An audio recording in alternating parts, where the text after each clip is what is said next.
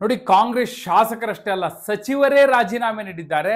ಶಾಸಕ ಸ್ಥಾನಕ್ಕೆ ರಾಜೀನಾಮೆ ನೀಡಿದ್ದಾರೆ. ಏನಿದು ಇದ್ದಕ್ಕಿದ್ದ ಹಾಗೆ ಅಂತೇಳಿ ಸಹಜವಾಗಿ ಪ್ರಶ್ನೆ ಬರುತ್ತೆ. ಆದರೆ ಒಂದು ಸವಾಲನ್ನ ಸ್ವೀಕರಿಸಿ ಈ ರಾಜೀನಾಮೆಯನ್ನ ನೀಡಿದ್ದಾರೆ ಹಾಗೂ ಮತ್ತೊಂದು ಸವಾಲನ್ನು ಎಸೆದಿದ್ದಾರೆ.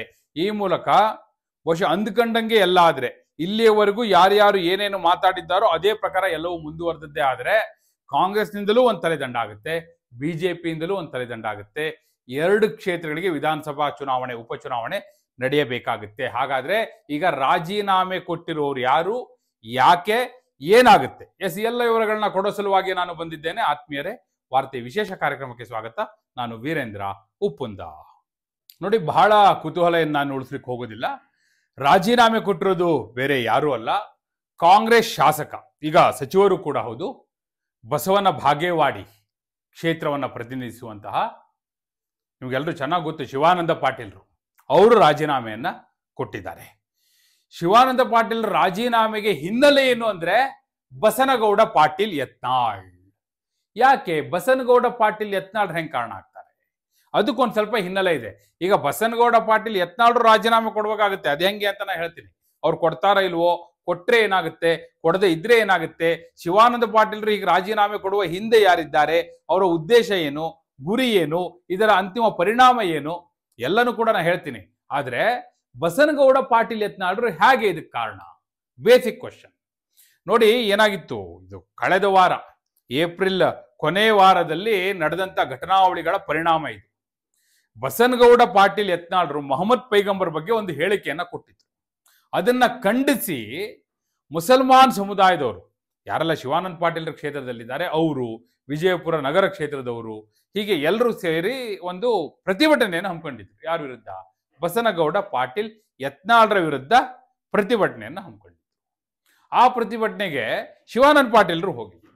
ವಿಜಯಪುರ ನಗರ ಕ್ಷೇತ್ರದಲ್ಲೇ ನಡೀತಾ ಇದ್ದದ್ದು. ಭಾಗಿಯಾದ್ರು. ಭಾಗಿಯಾದ ನಂತರ ಅಲ್ಲಿ ಭಾಷಣ ಮಾಡುವಾಗ ಬಸನಗೌಡ ಪಾಟೀಲ್ ಯತ್ನಾಳ್ ವಿರುದ್ಧ ಯಾರು ಸೋತಿದ್ರಲ್ಲ ಕಾಂಗ್ರೆಸ್ ಅಭ್ಯರ್ಥಿ, ಅವ್ರನ್ನ ಉದ್ದೇಶಿಸಿ ಹೇಳ್ತಾರೆ ಶಿವಾನಂದ ಪಾಟೀಲ್ರು, ನೋಡಪ್ಪ, ಒಂದೋ ನೀವು ಇಲ್ಲಿ ಬಸನಗೌಡ ಪಾಟೀಲ್ ಯತ್ನಾಳ್ರನ್ನ ಸೋಲಿಸಿ, ನೀವು ಸೋಲಿಸ್ಬೇಕು, ಅವ್ರನ್ನ ನೀವು ಗೆಲ್ಬೇಕು.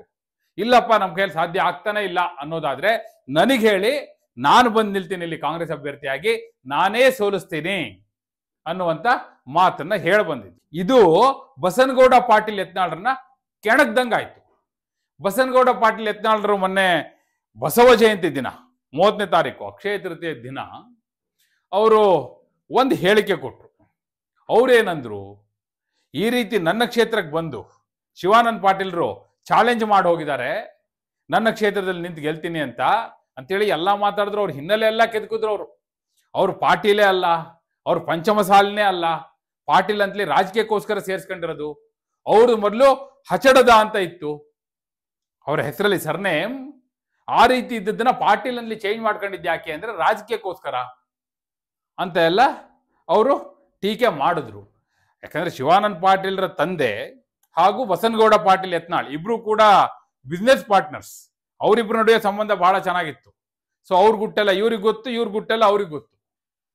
ಸೊ ಅವ್ರು ಆ ರೀತಿ ಹೇಳಿಕೆಗಳನ್ನ ಕೊಟ್ಟ ನಂತರ ಬಸನಗೌಡ ಪಾಟೀಲ್ ಯತ್ನಾಳ್ರು ಅವರನ್ನು ಚಾಲೆಂಜ್ ಮಾಡಿದ್ರು. ಹೀಗೆ ಬಂದು ರಾಜೀನಾಮೆ ಕೊಡ್ತೀನಿ ಅಂತ ಹೇಳಿದ್ದಾರೆ, ನನ್ನ ವಿರುದ್ಧ ಎಲೆಕ್ಷನ್ಗೆ ಸ್ಪರ್ಧೆ ಮಾಡಿ ಗೆಲ್ತೀನಿ ಅಂತ ಹೇಳಿದ್ದಾರೆ ಅಂತ ಹೇಳಿ ಏನಾದ್ರು ಅವರು ಅಂದ್ರೆ ಇದೇ ಪದವನ್ನು ಬಳಸಿ ಹೇಳ್ತಾರೆ.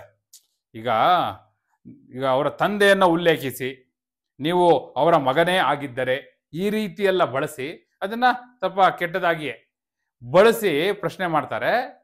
ಇದೇ ಶುಕ್ರವಾರದ ಒಳಗೆ ನೀವು ರಾಜೀನಾಮೆ ಕೊಡಿ, ಬನ್ನಿ ಎಲೆಕ್ಷನ್ಗೆ ನಿಲ್ಲಿ ಅಂತ ಸವಾಲ್ ಹಾಕ್ತಾರೆ. ಆ ಸವಾಲನ್ನ ಸ್ವೀಕರಿಸಿದಂತ ಶಿವಾನಂದ ಪಾಟೀಲ್ರು ಇವತ್ತು ಶುಕ್ರವಾರ, ಇವತ್ತು ಡೆಡ್ಲೈನ್ ಅಲ್ವಾ, ಇವತ್ತು ಏಕಾಏಕಿ ವಿಧಾನಸೌಧ ಮೊದಲನೇ ಮಹಡಿಯಲ್ಲಿರುವಂತಹ ಸ್ಪೀಕರ್ UT ಖಾದರ್ ಅವರ ಕಚೇರಿಗೆ ಹೋದ್ರು. ನೇರವಾಗಿ UT ಖಾದರ್ ಅವ್ರನ್ನ ಭೇಟಿ ಆದ್ರು. ಕೈಯಲ್ಲಿ ರಾಜೀನಾಮೆ ಪತ್ರ ಹಿಡ್ಕೊಂಡೇ ಹೋಗಿದ್ರು. ರಾಜೀನಾಮೆ ಪತ್ರವನ್ನು ಕೊಟ್ರು. ರಾಜೀನಾಮೆ ಪತ್ರ ಕೊಟ್ಟು ಹೇಳ್ತಾರೆ, ನೋಡಿ, ಈ ರೀತಿ ನನಗೆ ಸವಾಲ್ ಹಾಕಿದ್ರು, ನನ್ನ ಗೌರವದ ಪ್ರಶ್ನೆ, ನನ್ನ ಮನೆತನದ ಪ್ರಶ್ನೆ, ಇವೆಲ್ಲವನ್ನೂ ಕೂಡ ಅವರೀಗ ಬೀದಿಯಲ್ಲಿ ಚರ್ಚೆ ಮಾಡಿದ್ದಾರೆ. ಇದಕ್ಕೆ ನಾನು ಉತ್ತರ ಕೊಡಲೇಬೇಕಾಗಿದೆ. ಹೀಗಾಗಿ ಅವರು ಸವಾಲು ಹಾಕಿದಂತೆ ನಾನೀಗ ರಾಜೀನಾಮೆಯನ್ನು ಸಲ್ಲಿಕೆ ಮಾಡ್ತಾ ಇದ್ದೇನೆ. ಅವರು ಕೂಡ ನನ್ನೆದುರು ಚುನಾವಣೆಗೆ ನಿಂತು ಸ್ಪರ್ಧೆ ಮಾಡಿ ಗೆಲ್ತೀನಿ ಅಂತಲಿ ಸವಾಲು ಹಾಕಿದ್ದಾರೆ. ಸೊ ಅವರು ರಾಜೀನಾಮೆ ಕೊಡಬೇಕಾಗುತ್ತೆ. ಅವ್ರೀಗ ಸವಾಲನ್ನ ಸ್ವೀಕರಿಸಿದ್ದೇ ಹೌದಾದ್ರೆ ಅವ್ರು ಬಂದು ರಾಜೀನಾಮೆಯನ್ನು ಕೊಡ್ಲಿ ನಿಮಗೆ. ಅವ್ರು ರಾಜೀನಾಮೆ ಕೊಟ್ಟದ್ದೇ ಆದ್ರೆ ನನ್ನ ರಾಜೀನಾಮೆಯನ್ನ ಅಂಗೀಕಾರ ಮಾಡಿ, ನಾನು ಎಲೆಕ್ಷನ್ಗೆ ಹೋಗ್ತೀನಿ ಅನ್ನೋ ಮಾತನ್ನ ನೇರವಾಗಿ ಹೇಳಿದ್ದಾರೆ. ಇದನ್ನ ರಾಜೀನಾಮೆ ಪತ್ರದಲ್ಲೂ ಕೂಡ ಬರೆದಿದ್ದಾರೆ. ಸೊ ಅಲ್ಲಿಗೆ ಈಗ ರಾಜೀನಾಮೆ ಏನ್ ಕೊಟ್ಟಿದ್ದಾರೆ, ಆ ಕಡೆ ಬಸನಗೌಡ ಪಾಟೀಲ್ ಯತ್ನಾಳ್ರು ರಾಜೀನಾಮೆಯನ್ನು ಕೊಡಬೇಕು. ಆ ರಾಜೀನಾಮೆ ಅಂಗೀಕಾರ ಆದದ್ದೇ ಆದ್ರೆ ನನ್ನ ರಾಜೀನಾಮೆಯನ್ನು ಅಂಗೀಕಾರ ಮಾಡಿ ಅನ್ನುವಂತ ಸವಾಲಿದು. ಈಗ ಚೆಂಡು ಬಸನಗೌಡ ಪಾಟೀಲ್ ಯತ್ನಾಳ್ರ ಅಂಗಳಕ್ಕೆ ಹೋಗಿದೆ. ಬಸನಗೌಡ ಪಾಟೀಲ್ ಯತ್ನಾಳ್ರು ಏನ್ ಮಾಡ್ತಾರೆ, ಈಗ ರಾಜೀನಾಮೆ ಕೊಡ್ತಾರ? ಇವ್ರು ಹಾಕಿರೋದು ಕಂಡೀಷನ್ ಅದೇ, ಅವರು ರಾಜೀನಾಮೆ ಕೊಡ್ಬೇಕು ಅಂತ. ನನ್ನ ರಾಜೀನಾಮೆಯನ್ನ ಸ್ವೀಕಾರ ಮಾಡಿ, ನೀವು ಅಂಗೀಕಾರ ಮಾಡ್ಬಿಡಿ, ನನ್ನ ಕ್ಷೇತ್ರಕ್ಕೆ ಉಪಚುನಾವಣೆ ಆಗ್ಲಿ, ಅವ್ರು ಬಂದು ಅಲ್ಲೇ ನಿಂತು ಗೆಲ್ಲಿ ಅಂತ ಅಲ್ಲ. ಬಸನಗೌಡ ಪಾಟೀಲ್ ಯತ್ನಾಳ್ರು ಕೂಡ ರಾಜೀನಾಮೆ ಕೊಡ್ಲಿ, ಅವ್ರ ಕ್ಷೇತ್ರವೂ ಖಾಲಿ ಆಗ್ಲಿ, ನಾನ್ ಬೇಕಾದ್ರೆ ಅಲ್ಲಾದ್ರೂ ಹೋಗಿ ನಿಂತು ಸ್ಪರ್ಧೆ ಮಾಡ್ಲಿಕ್ಕೆ ರೆಡಿ ಇದ್ದೀನಿ, ಅಥವಾ ಅವ್ರು ಬೇಕಾದ್ರೂ ನನ್ನ ಕ್ಷೇತ್ರಕ್ಕೆ ಬಂದು ಸ್ಪರ್ಧೆ ಮಾಡ್ಲಿ, ಎಲ್ಲಾದ್ರೂ ಸರಿ ನಾನು ಎಲೆಕ್ಷನ್ಗೆ ರೆಡಿ ಇದ್ದೀನಿ ಅಂತ ಹೇಳಿ ಈಗ ಶಿವಾನಂದ ಪಾಟೀಲ್ ಚಾಲೆಂಜ್ ಅನ್ನ ಮಾಡಿದ್ದಾರೆ. ಅಲ್ಲಿಗೆ ನೇರ ಯುದ್ಧಕ್ಕೀಗ ಇಳಿದಾಯ್ತು. ಬಸನಗೌಡ ಪಾಟೀಲ್ ಯತ್ನಾಳ್ರು ಏನ್ ಮಾಡ್ತಾರೆ, ಮೊದಲೇ ಬಿಜೆಪಿಯಿಂದ ಉಚ್ಚಾಟನೆ ಆಗಿದ್ದಾರೆ, ಇಂಡಿಪೆಂಡೆಂಟ್ ಆಗಿ ಸ್ಪರ್ಧೆ ಮಾಡ್ಬೇಕಾಗತ್ತೆ, ಚಾಲೆಂಜ್ ಮಾಡೋದು ಮಾಡಿಬಿಟ್ಟು. ಈ ಬಹಳಷ್ಟು ಜನ ನಾ ಹೇಳ್ತೀನಿ ಕೇಳಿ, ನೀವು ಮಹಾಭಾರತ ತಗೊಳ್ಳಿ, ರಾಮಾಯಣ ತಗೊಳ್ಳಿ, ಈ ಕೆಲವರೆಲ್ಲ ಈ ಚಾಲೆಂಜ್ ಮಾಡೋದು, ವಚನ ಕೊಡೋದು ಇದೆಯಲ್ಲ, ಇದರಿಂದನೇ ಕಷ್ಟಕ್ಕೆ ಸಿಕ್ಕಾಕೊಳ್ಳೋದು. ಈಗ ರಾಮ ಕಾಡಿಗೆ ಯಾಕೆ ಹೋಗ್ಬೇಕಾಯ್ತು ನೀವು ಯೋಚನೆ ಮಾಡಿ.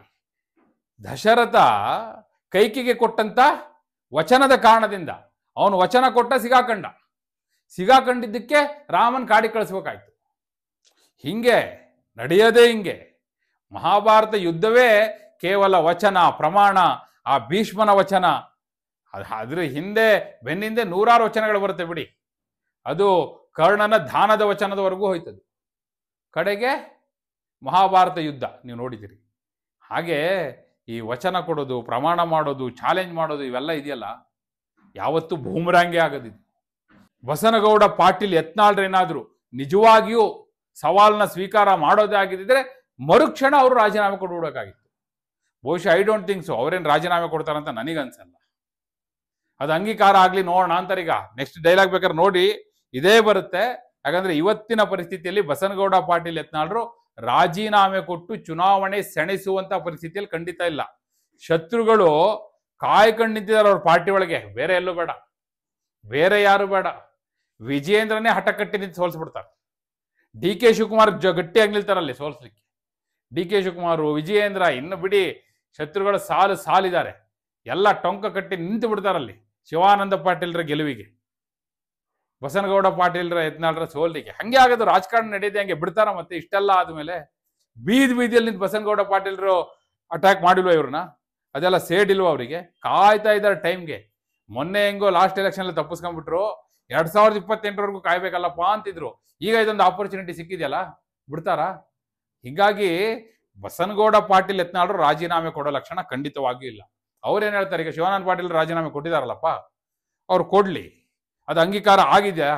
ಆಗಿಲ್ಲ, ಇನ್ನು ಅಂಗೀಕಾರ ಆಗ್ಲಿ. ಅಂಗೀಕಾರ ಆದ್ರೆ ನಾನು ಹೋಗಿ ಬಸವನ ಬಾಗೇವಾಡಿಯಲ್ಲಿ ನಿಂತು ಸ್ಪರ್ಧೆ ಮಾಡ್ತೀನಿ, ಅವ್ರನ್ನ ಎದುರಿಸ್ತೀನಿ ಅಂತ ಹೇಳ್ತಾರೆ.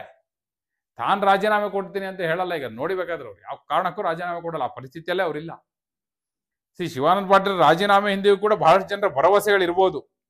ಮತ್ತವರೇನೋ ಸಿದ್ದರಾಮಯ್ಯನವ್ರ ಹತ್ರ ಮಾತಾಡಿಲ್ಲ, ಸಿದ್ದರಾಮಯ್ಯನವ್ರ ಹತ್ರ ಮಾತಾಡಿ ಹೋಗಿ ರಾಜೀನಾಮೆಯನ್ನ ಕೊಟ್ಟಿಲ್ಲ ಅವರು. ಬಟ್ ಏನೇ ಆಗ್ಲಿ ಸವಾಲನ್ನ ಸ್ವೀಕಾರ ಮಾಡಿದ್ರಲ್ಲ. ಹಿಂದಿನ ರಾಜಕಾರಣ ಏನಿದೆಯೋ ಏನ್ ಬಿಟ್ಟಿದ್ಯೋ ನೀವು ನೇರವಾಗಿ ನೋಡಿದ್ರೆ ಶಿವಾನಂದ ಪಾಟೀಲ್ರು ಈಗ ಸವಾಲನ್ನ ಸ್ವೀಕರಿಸಿದ್ದಾರೆ ಹಾಗೂ ರಾಜೀನಾಮೆಯನ್ನ ಕೊಟ್ಟಿದ್ದಾರೆ. ಕಂಡೀಷನ್ಸ್ ಅಪ್ಲೈ ಅಷ್ಟಿದೆ. ಅದು ಬಸನಗೌಡ ಪಾಟೀಲ್ರ ಮೂವ್ಮೆಂಟ್ ಮೇಲೆ ತೀರ್ಮಾನ ಆಗುತ್ತೆ.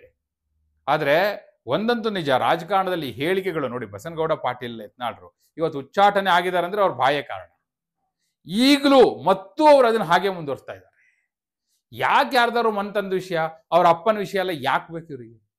ಅವ್ರ ಅಪ್ಪನ ಜೊತೆನೆ ಇವ್ರು ಪಾರ್ಟ್ನರ್ ಆಗಿ, ಬಿಸ್ನೆಸ್ ಪಾರ್ಟ್ನರ್ ಆಗಿ ವರ್ಕ್ ಮಾಡೋದಂಥವ್ರು.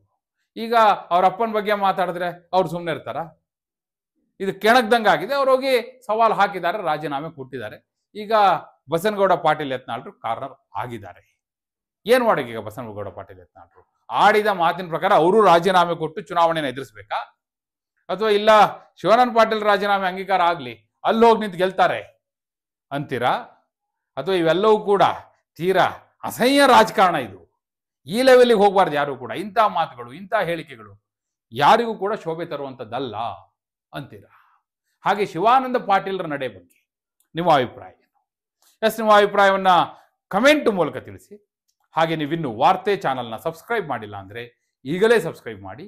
ಧನ್ಯವಾದ.